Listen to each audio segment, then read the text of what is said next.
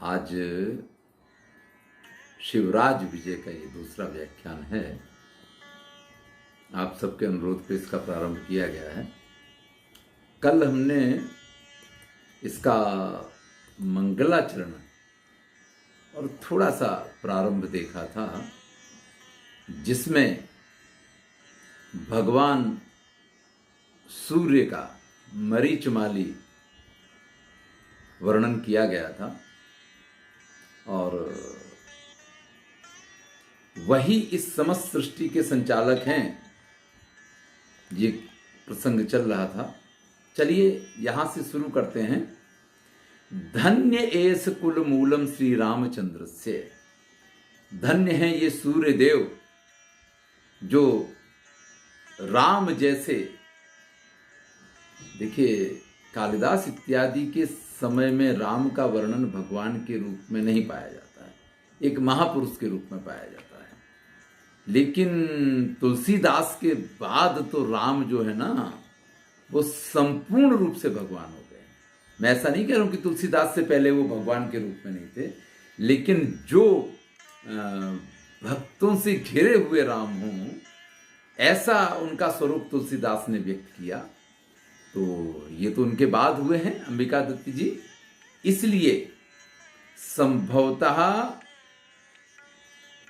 पहले सूर्य श्रेष्ठ थे, राम उनके कुल में जन्मे थे। लेकिन यहां ये कह रहे हैं धन्य ऐसे कुल मूलम श्री रामचंद्र से। वो धन्य हैं जो रामचंद्र के कुल के मूल हैं, जहां से रामचंद्र जी के कुल का प्रारंभ होता है। सूर्य वंश के वो प्रणेता हैं। प्रणम्य एस विश्वेशाम इति उपदेश्यंतम भाष्यंतम प्रणमन। अपने मन में देखिए, प्रातः काल उठ करके सबसे पहले सूर्य की वंदना, सूर्य को नमन करना है, और वो यहां पे चल रहा है। तो प्रणाम करते हुए, प्रणमन करते हुए, निज पर्ण कुटीरात निश्चक्राम, अपनी पर्ण कुटी से निकल के, कश्चित गुरु सेवन पटुर विप्रवटु, कोई, कश्चित यानी कोई, जिसका नाम नहीं पता है, कश्चित यानी कोई, गुरु सेवन पटुर विप्रवटु, गुरु की सेवा में जो दक्ष है, ये गुरु सेवन पटु, पटु दक्षा, विप्रवटु ब्राह्मण पुत्र ब्रह्मचारी वा, उस कुटिया से निकलता है। आगे की कथानक पे चलते हैं। अहो चिर रात्राय सुप्तो हम, अरे मैं तो बहुत देर तक सोता रहा। चिर रात्राय यानी रात्रि व्यतीत होने के बाद भी चिर काल तक सोने को चिर रात्राय सुप्तो हम। स्वप्न जाल पर तंत्रेणैव महान पुण्यमय समयो अतिवाहिता। स्वप्न जाल पर तंत्रेणैव। अब व्यक्ति जब सोता है ना, तो फिर तो दुनियादारी से दूर हो जाता है। कभी किसी स्वप्न की दुनिया में भी घूम रहा होगा। यानी निद्रा अवस्था में जो व्यक्ति होता है वो स्वतंत्र नहीं होता है। उसी को कह रहे हैं कि स्वप्न के जाल से परतंत्र हूं, इस प्रकार से महान पुण्यमया, अत्यंत पुण्यशाली श्रेष्ठ, समयो अतीत वाहितः, मैंने ये समय व्यतीत कर दिया। यानी प्रातः काल, अगर देखिए कितनी संस्कृति का परिवर्तन है, आप समझिए। आजकल की स्थितियां कैसी हैं कि बच्चों को या घर के लोगों को थोड़ा लेट तक सोने को मिले ना, तो कहते हैं कि वाह आज की तो मॉर्निंग बहुत अच्छी हुई, क्योंकि अच्छी तरीके से हम संडे को और 9 बजे तक सो पाए। तो ये समझते हैं कि आज की सुबह बहुत अच्छी हुई। और यहां ब्रह्मचारी थोड़ा सा लेट उठा है, सूर्योदय हो गया उसके बाद उठा है, तो उसको ये लगता है कि मैंने कितना बहुमूल्य अपना समय गंवा दिया। बस ये है संस्कृति का अंतर। समय के साथ जब संस्कृति में परिवर्तन आता है, जब लोगों की सोच इस प्रकार से बदलती है, तो बहुत कुछ परिवर्तन आ जाता है। और हमें जो हमारे साहित्यिक ग्रंथ हैं, वो बड़ी सहजता से, बड़ी सरलता से ये बताते हैं कि श्रेष्ठ क्या है। मैंने कितना बहुमूल्य पुण्यमय समयो अतिवाहिता, उसको मैंने ऐसे ही अतिवाहिता यानी बहा दिया है। समय का क्या होता है कि समय रुकता नहीं है। अतिवाहिता का अर्थ उसको मैंने बहा दिया, जैसे पानी बह जाता है, निकल जाता है। बीता हुआ समय और नदी का प्रवाहित हुआ पानी वो कभी जीवन में वापस नहीं आता है, उसी बात को। तो संध्योपासन समयो अयम अस्मद गुरुचरणानाम, हमारे गुरुचरण जो हमारे पूज्य गुरुदेव हैं, गुरुचरणा नाम का अर्थ होगा हमारे परम पूज्य गुरु का संध्योपासन समयो अयम, उनकी संध्या उपासना का यह समय है। तत् सपद्य वचिनोमी कुसुमान इति, तो भैया जल्दी से उनके लिए आवश्यक पुष्प इत्यादि का चयन कर लो। मुझे मेरी नैमिषारण्य की वो सारी यादें ताजा हो जाती हैं। जब गुरुकुल में रहा करता था, हमारे गुरुजी थे श्री कृपाशंकर वाजपेयी जी, और उनकी सेवा में नित्य प्रति प्रातःकाल जाया करता था। तो बस यही एक प्रक्रिया थी कि जाके सुबह उठ करके सीधे भागते थे, वहाँ पहुँचते थे जाकर के, और गुरुजी स्नान करें तो उनके लिए, तब तो ऐसे नल नहीं थे कि नल चालू किया और पानी आ गया है, तो कुएं में से खींच के लिए उनके लिए बाल्टी भर के रखना पानी की, उनके वस्त्रों को रखना, फिर जब तक वो स्नान करें तब तक पूजा के बर्तनों को साफ करके, और एक तखत पे जिस पे चौकी पे वो बैठा करते थे उनका आसन लगाना, सारी तैयारी करना, जिन स्तोत्रों का वो पाठ करते थे वो सारी पुस्तकें वहाँ पे रखना, और फिर जब तक वो स्नान करके आए तब तक वो सारे फूलों को तोड़ के लाना, और इन फूलों को हमें दूर तोड़ने ना जाना पड़े, इसलिए कुटिया के बगल में जो स्थान था वहाँ समयोचित हर जगह पुष्प, हर समय पुष्प मिलते रहें, ऐसे पुष्प के पौधों को समय समय पे लगाते रहना, ये पूरी प्रक्रिया। और तब मेरी आयु थी 10-11 वर्ष की। ये सारे कार्य मैंने 10-11 वर्ष की आयु में किए हैं। तो ये जीवन का बड़ा ही सुंदर समय था, जो इसको पढ़ते पढ़ते आज मुझे याद आ रहा है।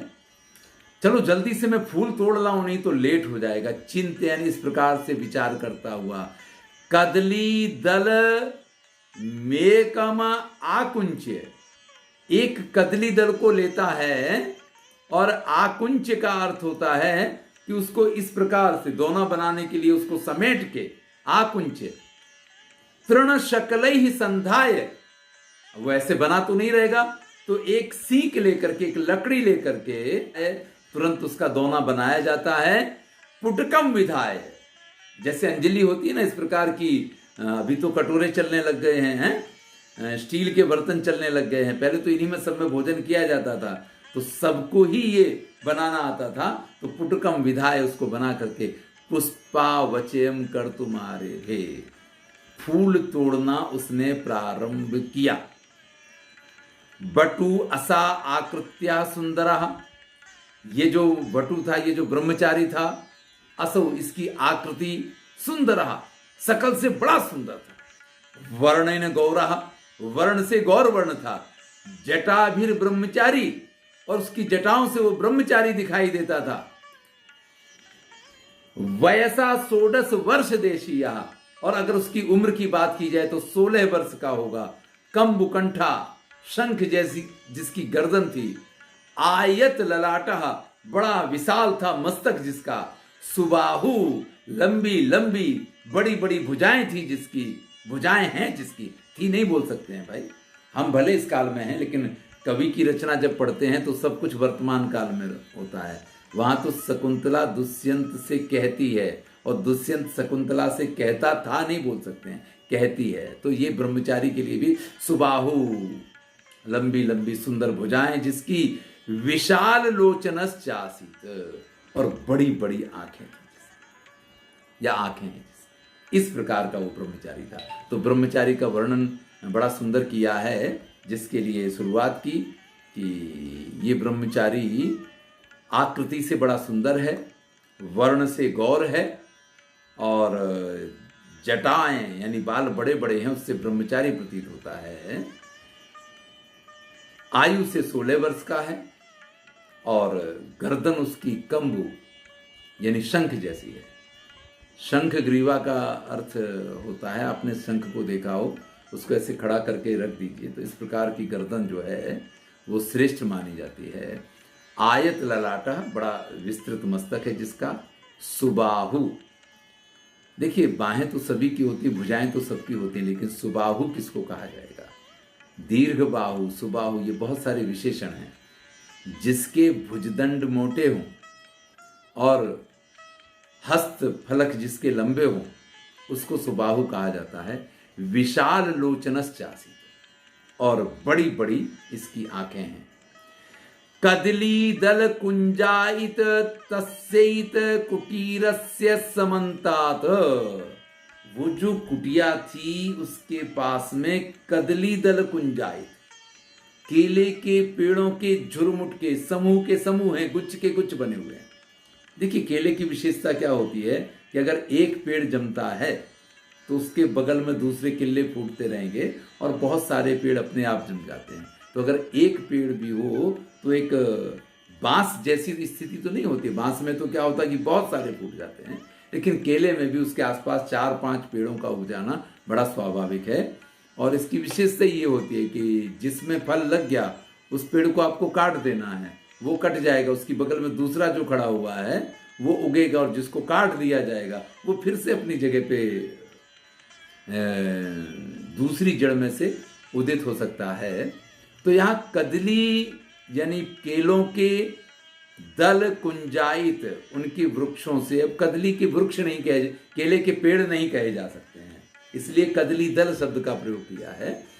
तो उनके झुंडों से, कुंजाइत यानी जिसका कुंज है, समूह है, तस्सी तत्कुटीर से, इस कुटीर के आसपास, यानी जो कुटिया है इसके आसपास केलों के बहुत सारे झुरमुट हैं। समन्तात पुष्प वाटिका, और उसके पास में एक है सुंदर सी पुष्प वाटिका जहां वो फूल तोड़ने के लिए गया है। तो समन्तात पुष्प वाटिका, पूर्वतः, उसके पूर्व भाग में, परम पवित्र पानीयम, जिसमें बड़ा ही पवित्र यानी कि स्वच्छ निर्मल जल है। परह सहस्र पुंडरीक पटल, और जिसमें कई हजार कमल के फूल खिले हुए हों। पर लसितम पतत्रिकुल कूजित पूजितम, जिसके ऊपर पतत्रिकुल कूजितम, पक्षियों के समूह हमेशा कूजन करते रहते हैं, बोलते रहते हैं, पूजितम, और वो हमेशा जहां आनंद करते। देखिए कूजितम पूजितम दोनों शब्दों का प्रयोग क्या कहता है कि जहां पे पतत्री यानी पक्षियों के कुल यानी समूह कूजित कुंजन करते हैं, और पूजित यानी हमेशा जहां पे विद्यमान रहते हैं। पया पूर पूरितम सरासित, पय कहते हैं जल को, जल थोड़ा ना हो, अधिक जल हो तो उसको पूर कहते हैं, बहुत ज्यादा जल हो तो जल से परिपूरित, जैसा हम शब्द का प्रयोग करते हैं कि परिपूरितम है, यहां पूर्व पूरितम इस शब्द का प्रयोग किया है। तो जल से परिपूरित सर आसीत सरोवर था। तो जहां परम पवित्र जल है, जिसमें बहुत सारे कमल खिले हुए हैं, जिसके पास में पक्षी कूजते हैं यानी बोलते रहते हैं, हमेशा जहां विद्यमान रहते हैं, और जल से जो परिपूर्ण है, ऐसा सरोवर वहां था। दक्षिणतः, देखिए पूर्वतः बात हुई, दक्षिणतः की बात करते हैं, और उसके दक्षिण दिशा में एको एक निर्झर झर झर ध्वनि ध्वनित दिगंतरा, जिसमें से लगातार निर्झर, जो झर रहा है, झर झर, जिसको झरने को, उसका नाम ही झरना इसलिए होता है क्योंकि हमेशा वो झरता रहता है, और झरझर की ध्वनि जो कर रहा है, और इससे ध्वनित दिगंतरा, सभी दिशाओं में जो ध्वनि व्याप्त हो रही है। फल पटला स्वाद चपलित, और वहां पे जो फल हैं उन फलों के आस्वाद से चपलित, जो चंचल हो रहे हैं, ऐसी चंचू यानी ऐसी चोंच वाले, जिन्होंने अभी अभी फल खाए हैं, ऐसी चोंच वाले पतंगा, कुलाक आक्रमणाधिक विनय विनत शाख शाखी समूह व्याप्ता स सुंदर कंदरा पर्वत खंड आसी। चलिए इस पूरे विशेषण पूरे उसको देखते हैं। वाक्य को कहते हैं कि उसकी दक्षिण दिशा में जिसके एक प्रदेश से निर्झर झरना जो झरझर की ध्वनि करता हुआ दिगंत यानी दिशाओं को अपनी ध्वनि से परिपूर्ण कर रहा है, वो था उसमें। फल पटला स्वाद चपलित चंचू, फलों को खा खा करके जो चंचल हो गई है, जिनकी चोंच इस प्रकार के पक्षी जहां पे हैं, पतंग कुला आक्रमणाधिक विनत, और ऐसे पक्षियों के बार बार आक्रमण से यानी बार बार उनके समूह आते हैं, वहां वृक्षों के ऊपर बैठते हैं। तो विनत शाख शाखी, विनत यानी झुकी हुई है, शाख यानी शाखाएं, ऐसा शाखी यानी कि वृक्ष, समूह व्याप्ता, ऐसे वृक्षों के समूह से जो व्याप्त है। सुंदरा सुंदर है, कंदरा यानी गुफा जिसमें पर्वत खंड मासीत, एक पर्वत एक शिखर वहां पे है। यानी ये जो कुटिया बनी हुई है, इसके पूर्व दिशा में एक सरोवर है, इसके दक्षिण दिशा में एक पर्वत है, इस पर्वत पे झरना है जो झरझर करके बहता रहता है, सभी दिशाओं में जिसकी झरने की आवाज सुनाई देती है। इस पे बहुत सारे फल वाले वृक्ष हैं, जिन वृक्षों के ऊपर पक्षी बैठते हैं, उनके फलों के रस का आस्वाद करते हैं, उन फलों को खाते हैं। और ऐसे पक्षियों के बार बार बैठने से, जिसके वृक्षों की शाखाएं अवनत विनत यानी झुकी हुई हैं, ऐसे बहुत सारे वृक्षों के समूहों से व्याप्त है जो, और सुंदर है एक गुफा जिसमें ऐसा पर्वत भी वहां पे विद्यमान है, उस कुटी के दक्षिण दिशा में। ये वर्णन हमने देखा। चलिए आगे चलते हैं। यावद एस ब्रह्मचारी, कौन सा ब्रह्मचारी? गौरवर्ण ब्रह्मचारी, जिसकी चर्चा हम कर रहे थे। यावद एस गौर ब्रह्मा वटुः, ब्रह्मचारी गौर वर्ण वटुः, वटुः अंजलि पुंज मुद्रित्य अलिपुंज मुद्रित है। चलिए, वो ब्रह्मचारी, अली कहते हैं भौराओं के, पुंज यानी समूह को, उद्धृत यानी उड़ा करके। देखिए ये तो वन्य प्रदेश है, ये आपके घर का बगीचा नहीं है कि जहां आप भंवरों को आने ही नहीं देंगे हैं। यहाँ तो भंवरों का ही राज्य होता है, और फूल तो होते ही उनके लिए हैं। तो फूलों के ऊपर भंवरे बैठे हुए हैं, आपको फूल तोड़ना तो भंवरे को पहले उड़ाना पड़ेगा। तो यावद जब तक एस यानी यह ब्रह्मचारी यानी ब्रह्मचारी, बटु अली पुंज समुद्धूय, अल यानी भौरों के, पुंज यानी समूह को, समुद्धूय यानी उड़ा करके, कुसुम कोरकान अवचिनोती, फूल की कलियों का अवचिनोती, कलियों को तोड़े यानी फूलों को जब तक चुने, तावत तब तक तो यानी उससे पहले ही, तस्यैव उसी का, सतीर्थो तीर्थ कहते हैं गुरु को, और सतीर्थो यानी उन्हीं उसी के गुरु का शिष्य, यानी उसका सहपाठी कह सकते हैं। एक ही गुरु के जो दोनों शिष्य हैं, ऐसा आप उनको बोल सकते हैं। लेकिन सतीर्थ शब्द का जब प्रयोग होता है तो इसके कई अर्थ निकलते हैं।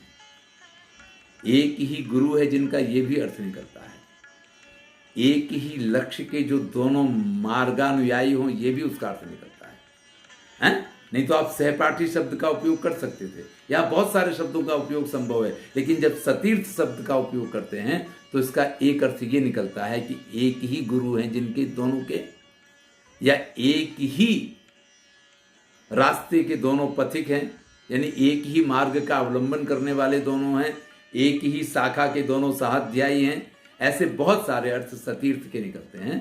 तो तस्यैव सतीर्थो यानी उसी का साथी, उन्हीं के गुरु का शिष्य, अपरहा जो दूसरा है, तत्समान वयः उसी के समान जिसकी वय यानी अवस्था है, कस्तूरिका रेणु रुषित इव श्यामा, जैसे कस्तूरी मुर्ग की नाभि में रहता है और उसकी रेणु यानी राख हो और उसके जैसा जिसका श्याम वर्ण है। अब ध्यान दीजिएगा, एक ब्रह्मचारी गौर वर्ण है और ये दूसरा ब्रह्मचारी जो है वो श्याम वर्ण है। चंदन चर्चित भाला, अर्थात जिसने अपने मस्तक पे चंदन का त्रिपुंड लगा रखा है, चंदन लगा रखा है, क्योंकि त्रिपुंड शब्द का प्रयोग नहीं किया है, लेकिन चंदन मुख्यतः इसी प्रकार से लगाया जाता है, इसलिए मैंने कहा।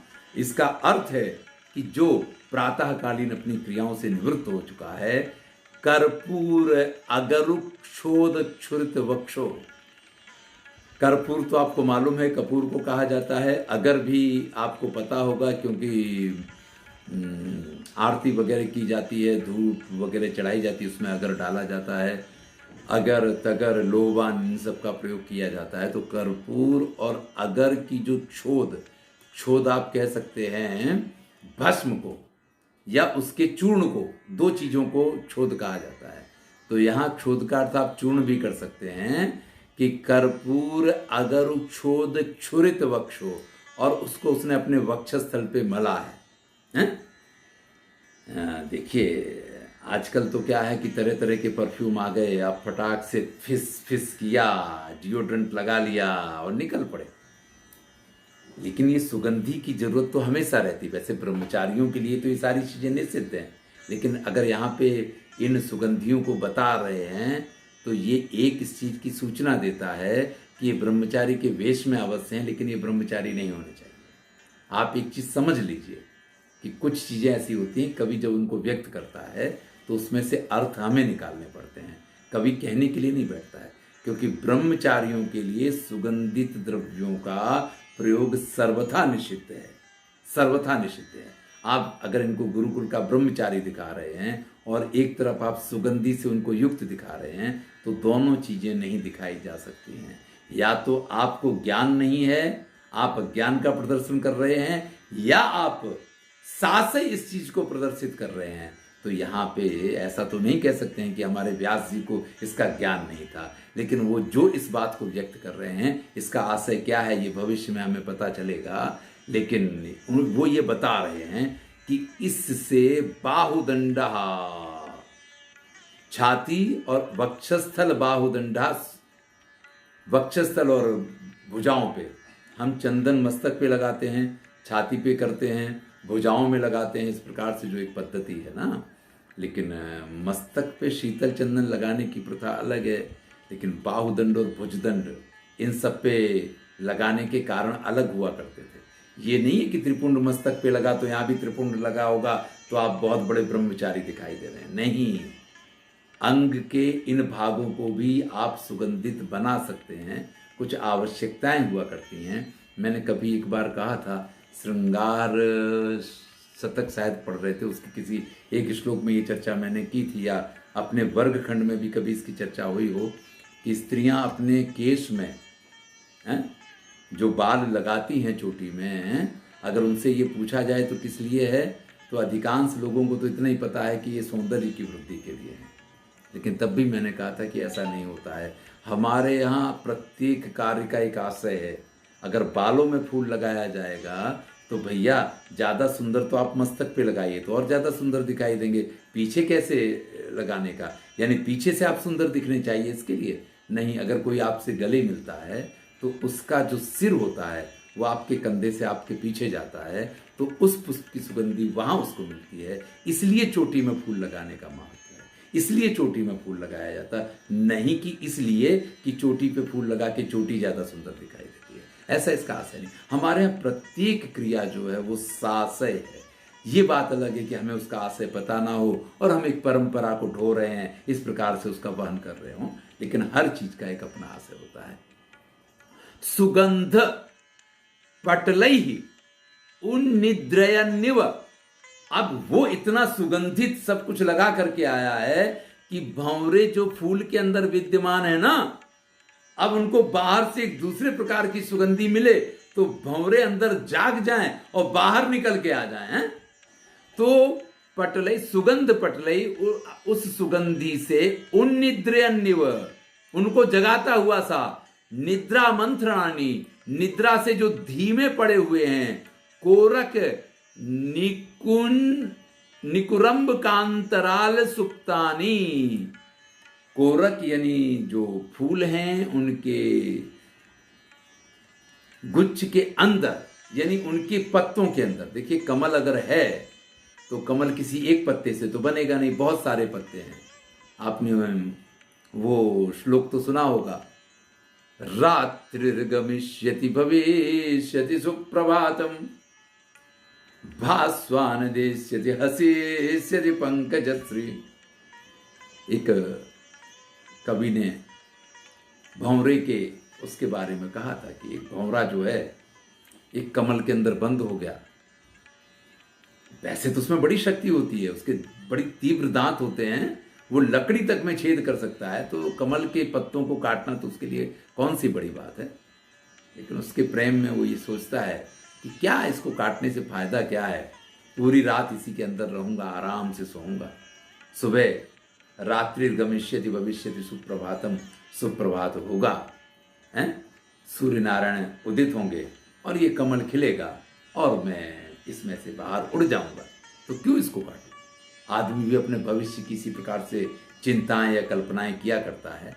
लेकिन तभी क्या हुआ कि दुर्भाग्य कहते हैं या दैव कहते हैं, उसका एक ऐसा प्रहार हुआ कि उसी समय एक हाथी उस सरोवर में आ जाता है और उस कमल नाल को पकड़ के तोड़ करके और कमल के उस फूल को अपने मुंह में रखता है और चबा जाता है। हा हंत हंत गजनी नलिनी गज मुज्जहार, इस प्रकार से श्लोक पूर्ण होता है। तो कवि ने इन सब चीजों को, ये तो बड़े प्रचलित श्लोक हैं, सभी को मालूम रहते हैं, तो ये भी उस कमल के पत्तों के अंदर सुप्तानी जो सो रहे हैं, मिलिंद यानी भंवरों के वृंदान यानी जो समूह हैं, झटिति जल्दी से समुपसृत्य पास में जाकर के निवार्यन गौर बटुम एवं आवादी,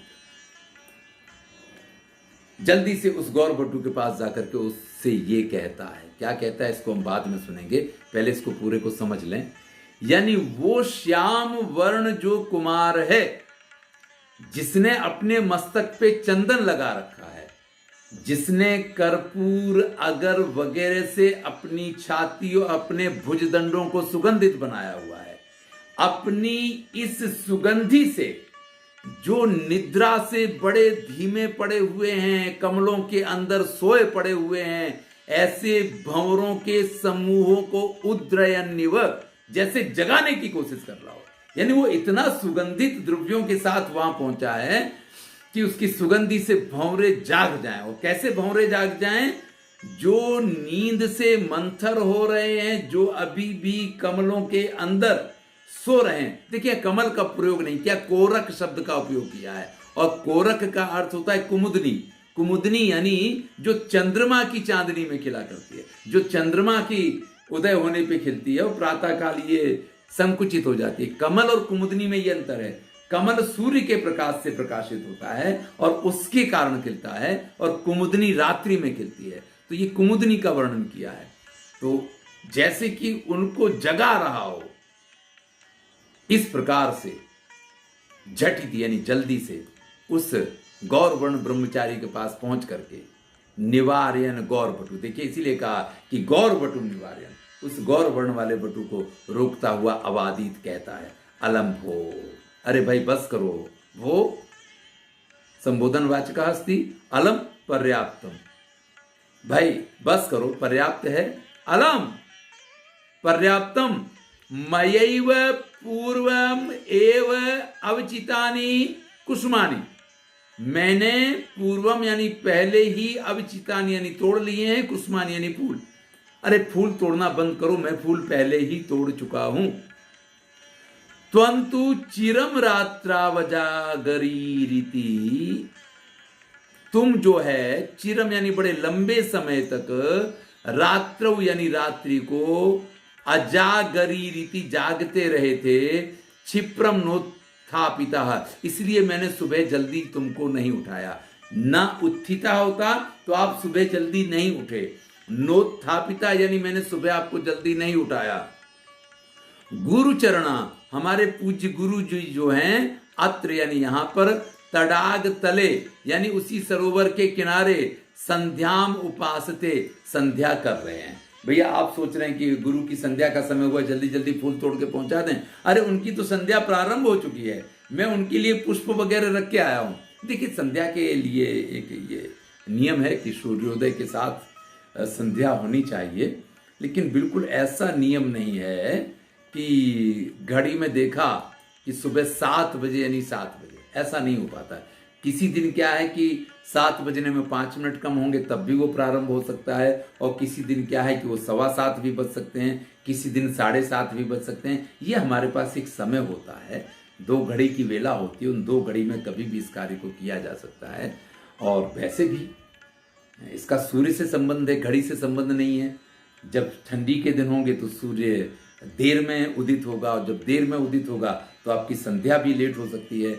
और जब ये गर्मी का समय होगा तो उषा काल जल्दी होगा, तो आपको जल्दी उठना चाहिए, आपको जल्दी संध्या वंदन करना चाहिए। अगर घड़ी के कांटे के हिसाब से चलेंगे ना, तो या तो आप गर्मियों में लेट हो जाएंगे, या आप सर्दियों में इतने जल्दी होंगे कि आप सूर्य को अर्घ नहीं देंगे, आप चंद्रमा को अर्घ देंगे। और या फिर गर्मियों में ऐसा हो जाएगा कि आप सूर्य को अर्घ नहीं देंगे, अरे अरुणोदित सूर्य को अर्घ नहीं देंगे और उदित सूर्य को अर्घ देंगे, ये स्थिति आपकी आ जाएगी। तो ये समय में परिवर्तन रहता है। तो ऐसा नहीं कि घड़ी देख लेता और ब्रह्मचारी कहता कि अब तो गुरुजी पूजा कर चुके होंगे। जैसे आजकल हम क्या करते हैं कि घड़ी देखिए, अब तो क्लास नहीं, अब तो यार समय हो गया, क्लास आधा पूर्ण हो गया होगा, इस प्रकार से जो हम सोच लेते हैं, ऐसी स्थिति नहीं है। तो गुरु चरण शब्द का प्रयोग जब होता है तो ये पूज्य गुरु जी जो हैं, अत्र यानी यहीं, तडाग तले यानी सरोवर के किनारे, संध्याम उपासते, संध्या कर रहे हैं। संस्थापिता मया निखिला सामग्री तेसाम समीपे, तेसाम यानी उनके, समीपे यानी पास में, मया यानी मैंने, निखिला यानी सभी प्रकार की, सामग्री यानी आवश्यक चीज वस्तुएं जो हैं संस्थापिता रख दी।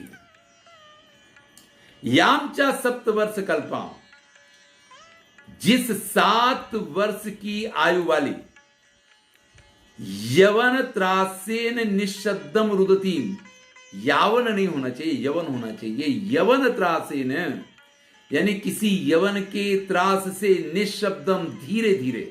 देखिए रोने में 2 प्रकार का रोना होता है। अगर व्यक्ति को यह पता हो कि कोई मेरी मदद करने वाला नहीं है तो सिसकियां ले लेके रोता है, लेकिन व्यक्ति को अगर ये पता चले कि मेरे रोने को कोई सुनने वाला है तो वो जोर जोर से रोता है। मैं कई बार ये उदाहरण देता हूँ कि एक बच्चा है, उसके मम्मी या पापा 2 में से एक जन कोई घर से बाहर गया हो और दूसरे ने उसको जरा मारा हो, मम्मी ने मारा हो या पापा ने मारा हो, तो जो बाहर गया है वो व्यक्ति 2 घंटे बाद अगर वापस आएगा, मार 2 घंटे पहले पड़ी हो, और जब से तो वो थोड़ी देर रोने के बाद खेलने लग गया हो, तो वो व्यक्ति अगर घर पे आएगा तो फिर वो जोर जोर से रोना शुरू करेगा। जिसने मारा है वो तो ये भूल भी गया होगा ये रोया काहे के लिए, और फिर वो शिकायत करेगा मुझे मारा। अगर मम्मी ने मारा तो पापा से शिकायत होगी कि मम्मी ने मुझे मारा। मम्मी कहेंगी मैंने कब मारा, अरे अभी तो मारा था उसके लिए, अरे तो तब से तो तुम खेल रहे थे। वो खेलना अलग चीज है। पापा के सामने तो रोना पड़ता है या मम्मी के सामने तो रोना पड़ता है। तो ये रोना जो है, अब बहुत सारी चीजें हमारे जीवन में विचार करने की है। रोना जो होता है 2 तरीके का होता है। देखिए गांव परिवार में आपने देखा होगा कि कभी किसी की मृत्यु हो जाए ना, तो ऐसा नहीं है कि 24 घंटे व्यक्ति रोते ही रहता है, लेकिन पता चले कि कोई आया है, कोई आ रहा है, तो बच्चे दौड़ के आके समाचार देंगे बुआ जी आ गई हैं, तो फिर से रोना शुरू होगा जोर जोर से, फिर से वो रोया जाएगा। तो दिखाने के लिए भी थोड़ा रोया जाता है। लेकिन जब दुख का रुदन होता है तो उसकी 2 स्थितियां होती हैं कि अगर कोई सुनने वाला है तो व्यक्ति जोर से रोता है, लेकिन अगर सुनने वाला नहीं हो दुख के कारण, तो यहाँ बात है कि त्रास के कारण, भय के कारण, निशब्दम रुदितीन, जो बिल्कुल चुपचाप रो रही थी। रोना ये तो उसकी पीड़ा का परिचायक है, लेकिन कोई उसको सुनने वाला नहीं, कोई उसकी मदद करने वाला नहीं है। ये उसको एहसास है इसलिए वो दुख से रो रही है। अगर उसको ये पता होता कि मैं रोऊंगी और मेरा रोना सुन के कोई मुझे बचाने आ जाएगा, तो वो जोर जोर से रोती। तो निशब्द रोती हुई परम सुंदरी, जो अत्यंत सुंदर है, कलित मानव देहामिव सरस्वती। कलित यानी प्राप्त किया है, मानव यानी मनुष्य का, देह यानी शरीर, ऐसी सरस्वती के समान। यानी स्वयं साक्षात सरस्वती देवी ने मनुष्य का रूप धारण किया हो तो वो उस कन्या के रूप में है। इस प्रकार से सांत्वयन, उस, क्योंकि रो रही थी ना, तो सांत्वयन, उसको सांत्वना देते हुए, मरंद मधुरा अपह पायन, अत्यंत सुगंधित और सुंदर जल उसको पिलाते हुए, कंद खंडानी भोजन, और कंद मूल के टुकड़े खिलाते हुए, वो छोटी कन्या की बात चल रही, सप्तवर्षीय कन्या जो है, त्वम यानी तुमने, त्रियामा 3 प्रहर जिसमें होते हैं, ऐसी या यामा, या अलग है और यामा अलग है, जिस रात्रि को अनैशी व्यतीत किया। यानी अभी आपने क्या किया, आज उस सुंदर कन्या को कंदमूल फल खिलाते हुए, पानी पिलाते हुए, सांत्वना देते हुए, रात्रि के 3 प्रहर इसी प्रकार से उस रोती हुई कन्या को चुप करने में आपने व्यतीत किए। सेयम अधुना स्वपिति, वो जो कन्या रो रही थी वो इस समय सो रही है, वो जाग करके उद्धय, वो उठ करके पुनः फिर से तथैव उसी प्रकार से रोदिष्यति, रोने लग जाएगी। भैया वो सो के उठेगी फिर रोने लग जाएगी। तत इसलिए परिमार्गिणिया, जल्दी से ढूंढना है, परमार्गिणिया वेतस्या एतस्या, यानी उसके पितरो गृहस्य, उसके घर और उसके माता पिता को हमें जल्दी से ढूंढना है। देखिए कन्या इतनी छोटी है, आजकल के बच्चे तो भाई बड़ी जल्दी बड़े हो जाते हैं, और माँ बाप 2.5-3 साल की उम्र में उसको मोबाइल नंबर भी याद करवा देते हैं और घर का एड्रेस भी याद करवा देते हैं। वैसे आई कार्ड बच्चों के गले में इसीलिए पहनाए जाते हैं स्कूल जाने के टाइम पे, कि आई कार्ड के आधार पे अगर बच्चा कहीं इधर उधर हो तो तुरंत पता चल जाए। ड्रेस भी इसीलिए पहनाया जाता है कि किस स्कूल का बच्चा, उसका भी एक अनुमान लग जाए। ये बहुत सारे इसके लाभ जो हैं, बहुत सारे लाभ इस प्रकार के हैं, क्योंकि बच्चे को किसी आई कार्ड की जरूरत इसलिए नहीं कि किस कंपनी में जॉब कर रहा है तो उसका नाम क्या है मालूम होना चाहिए, जैसे पुलिस वाले के वहाँ पे नेम प्लेट लगी होती है, ऐसा नहीं है वहाँ पे। लेकिन कभी किसी जगह पे बच्चा अगर खो जाए तो पता लग जाए, इसके लिए सारे प्रयत्न किए जाते हैं। अब इस बच्ची के गले में कोई आई कार्ड तो था नहीं, और उस समय की संस्कृति भी इस प्रकार की नहीं थी कि पूरा एड्रेस और पता उसको याद कर पाया हो। क्योंकि अगर आधी रात तक उससे पूछा गया है या आधी रात तक उसको सांत्वना दी गई है, तो अगर उसको पता होता तो उसने बता दिया होता कि मैं भाई गुजरात की रहने वाली हूँ, कि उड़ीसा की रहने वाली हूँ, कि मेरा गांव कौन सा है, मेरा शहर कौन सा है, वो उसने बता दिया होता। संभवतः माता पिता के नाम से अधिक वो कुछ भी नहीं बता पाई होगी। इसलिए यहाँ कह रहे हैं कि हमें उसका घर और उसका परिवार, उसके माता पिता को ढूंढना है। इति संश्रुत्य, इस प्रकार से कहते हुए, चर्चा करते हुए, उष्ण निश्वस्य, लंबी श्वास लेके, यावत सोपी, जब तक वह भी, सो यानी सह अपि अपि भी, किंचित वक्तुम ये से कुछ कहे। यानी ये सारी बात तो उस श्याम वर्ण बटु ने कही है। गौर वर्ण बटु इसके जवाब में या इस बात को पूर्ण करने के लिए कुछ कहे, तावत तब तक अकस्मात एकदम से पर्वत शिखरे, जो बगल में पर्वत था उसके शिखर पे, निपपातो उभय दृष्टि, दोनों की नजर चली जाती है। दोनों की नजर वहां पर्वत के शिखर की तरफ जाती है और दोनों क्या देखते हैं। देखिए ये अंबिका दत्त व्यास जी का एक सौष्ठव है।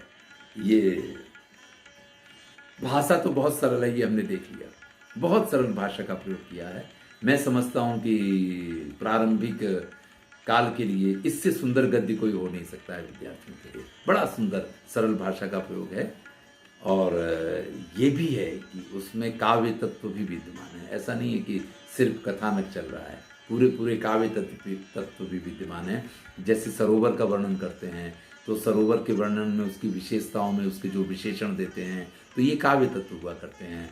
जैसे शिखर का वर्णन करते हैं तो उसमें झरनों की बात करते हैं, उसके वृक्षों की बात करते हैं, वृक्षों पर बैठे हुए पक्षियों की बात करते हैं, उन पक्षियों के बैठने से झुकी हुई डालों की बात करते हैं। ये सारी चीज़ें, ये सारे काव्य तत्व हैं, और वो सारे काव्य तत्व विद्यमान हैं। जैसे कन्या की बात करते हैं तो कन्या कैसी है, साक्षात सरस्वती देवी ने मनुष्य का रूप धारण किया हो, तो ये सब क्या है, नियतिकृत नियम रहिताम लादेकमयी अनन्य परतंत्राम। ये जो कविता की विशेषताएं हैं ना, उन्हीं में से कोई ना कोई विशेषता। अरे सरस्वती देवी थोड़ी इस तरीके से कन्या का रूप धारण करके आएंगी, तो जो नहीं हो सकता उसका प्रदर्शन किया है, इसलिए यहाँ पे काव्य तत्व विद्यमान है। तो ये सारी बातें जो है, कथानक भी चल रहा है और साथ में श्रेष्ठ काव्य तत्व के साथ इस रचना का उपनिबंधन हुआ है। और यहाँ पे देखिए एकदम से कि वो लोग बात कर रहे हैं, तब तक पर्वत शिखर के ऊपर दोनों की नजर जाती है और दोनों देखने लग जाते हैं। अब ऐसे में अगर आप पहली बार पढ़ रहे हैं तो पता नहीं क्या है, क्या दिखाई देने वाला है, आपको तुरंत इस चीज का एहसास होगा। तस्मिन पर्वते, उस पर्वत पे, आसीद एको महाकंदरा, एक महाकंदरा यानी गुफा थी।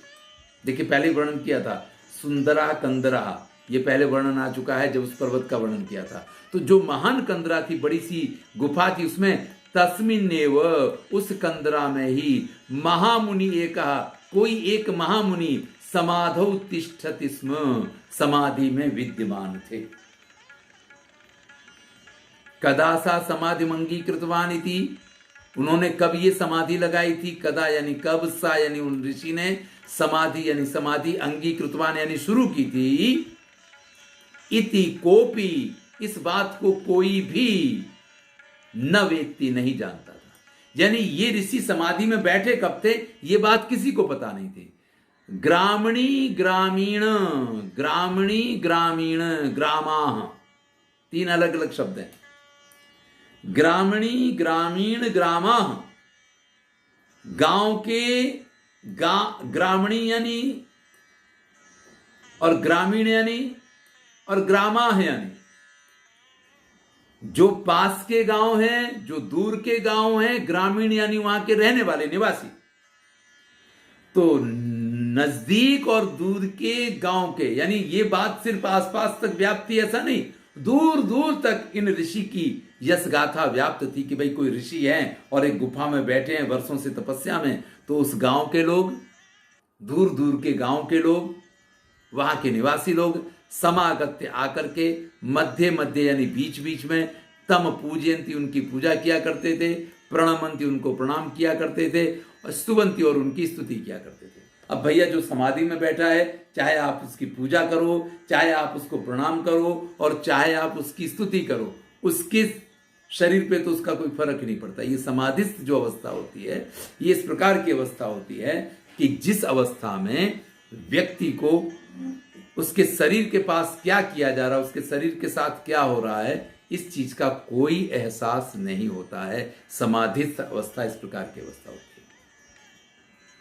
तम केचित कपिल इति, तो उनके लिए कोई कहता था कि कपिल मुनि है।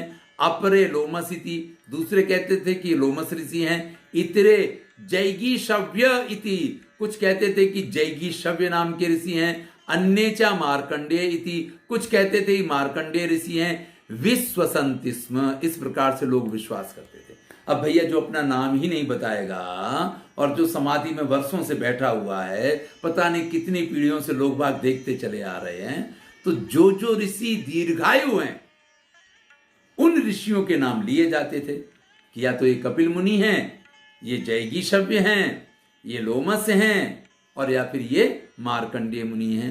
स एव अधुना शिखरात अवतरण, वही इस समय शिखर से उतरते हुए ब्रह्मचार बटुभ्य आददर्शी, उन्हीं को शिखर से उतरते हुए ब्रह्मचारी वटुओं ने देखा था। दोनों ब्रह्मचारी इसीलिए आश्चर्यचकित हो गए हैं कि वो ऋषि जो पता नहीं कितने समय से समाधि में बैठे हुए हैं, जिनके बारे में किसी को पता नहीं है, लोग बाग जिनके बारे में सिर्फ चर्चा करते हैं, आते हैं, उनकी पूजा करते हैं, अभ्यर्चना करते हैं, स्तुति करते हैं, वंदना करते हैं, प्रणाम करते हैं, चले जाते हैं, और ये पीढ़ियों से चला आ रहा है ये खेल है। कोई उनको किसी नाम से, कोई उनको किसी रूप में जानता है। और वो ऋषि इस समय उस गुफा में से निकल के उस पर्वत से उतर के नीचे आ रहे हैं। अहो प्रबुद्धो मुनि, अरे भाई मुनि जाग गए हैं, प्रबुद्धो मुनि, मुनि जाग गए हैं, उनकी समाधि पूर्ण हो गई है। इत एवागच्छति, इत एवागच्छति, इसी तरफ आ रहे हैं, इसी तरफ आ रहे हैं। सत्कार्योयम, सत्कार्योयम, उनका सत्कार होना चाहिए, सत्कार होना चाहिए। इति तो संभ्रांतो बभूवतु, ये कहते हुए दोनों एकदम से संभ्रांत हो गए। तो वो दोनों ब्रह्मचारी इस प्रकार से उनके लिए कहने लग गए हैं, अरे भाई ऋषि जाग गए हैं, ऋषि जाग गए हैं, इसी तरफ आ रहे हैं, इसी तरफ आ रहे हैं, उनका सत्कार करो, सत्कार करो, जल्दी तैयारी करो, तैयारी करो। और जब ऐसा कोई व्यक्ति जो हजारों वर्ष से तपस्या कर रहा हो, ऐसा एहसास हो जिसके बारे में, और वो उतर के आ रहा हो, तो ये जिस प्रकार की अनुभूति होगी, ये जिस प्रकार का एहसास होगा, ये कल्पना करना कठिन है। ये स्थिति में अगर आप पहुंचे तो ही आपको इसका अंदाज मिल सकता है। आपको पता ना हो और आपके दरवाजे पे आके नरेंद्र मोदी खड़े हो जाएं, उस समय जो आपकी स्थिति होगी कि इनको बिठाएं या इनसे अंदर आने को कहें या क्या कहें क्या ना कहें, इस प्रकार की जो स्थितियां होती हैं उस प्रकार की स्थिति है। तो चलिए आज यहीं तक रखते हैं, समय पूर्ण हो गया है, इससे आगे हम कल देखेंगे।